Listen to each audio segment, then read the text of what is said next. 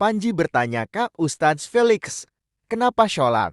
Jadi tiangnya agama. Saya mau mulai ke pertanyaan kenapa pertama nih. Oke. Itu basic banget, Ustaz. Nggak apa-apa. Nggak ada yang basic kalau kenapa. Yang basic itu how to. Tapi malu juga nih nanya kayak gini sebenarnya. Kenapa harus Allah ya? Bukan. Kenapa? Kenapa di antara semua yang diperintahkan, yang paling diutamakan, yang selalu disebut-sebut sebagai tiang adalah sholat? Keren banget. Kenapa sholat? Keren banget.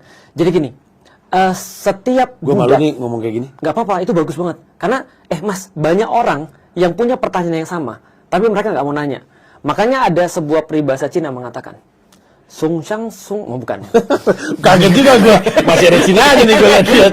Ada pepatah Cina yang mengatakan, siapapun yang malu bertanya untuk 5 menit, maka dia akan malu seumur hidupnya. Jadi kebanyakan kita tuh justru mereka bahkan nggak punya jawaban atas kenapa mereka harus bertanya. Nah, termasuk pertanyaan-pertanyaan kayak gini, ini penting banget. Kalau sederhana begini, kalau aku secara pribadi ya, setiap budak itu harus punya sesuatu yang menandakan bahwa dia itu budak. Dan bahwasanya Allah itu adalah majikan. Jadi, contoh ya, kalau Mas hire seorang karyawan, maka dia hanya menjadi karyawan Mas, kalau Mas kasih tugas kepada dia. Tapi kalau Mas cuma hire dia, terus kemudian dia masuk ke kantor, Mas nggak pernah nyuruh dia nih, maka dia bukan karyawan. Karena dia tidak berkarya. Berarti dia menjadi seorang budak kalau disuruh-suruh sama majikannya. Sesederhana itu sih. Maka koneksi itu tercipta ketika kita disuruh-suruh.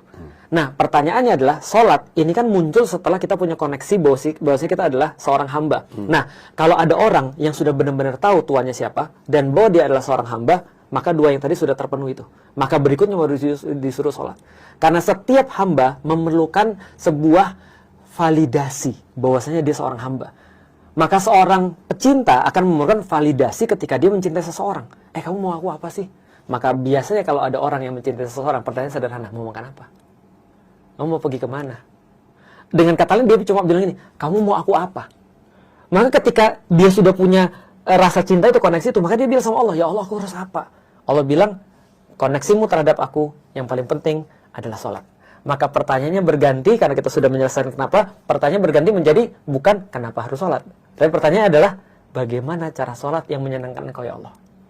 Nah, itu jadi pertanyaan berganti itu, karena udah selesai kenapanya di sini. Nah, jadi meyakini ayat-ayat Allah atau membaca ayat-ayat Allah adalah membuat orang yakin bahwasanya Allah tuh di sini nih posisinya, bos. Dan juga membuat kita humble down, ini maksudnya adalah mensucikan diri kita. Sama kayak gini, Mas. Perumahan yang bagus itu ditentukan dari itu loh Mas, gapuranya Mas. BSD itu gapuranya piramid terbalik. Ada gapuranya gede-gede banget. Dan perumahan yang biasa, yang mediocre, itu tidak ada gapuranya Mas. Ya, betul. Nah, kalau kita pergi ke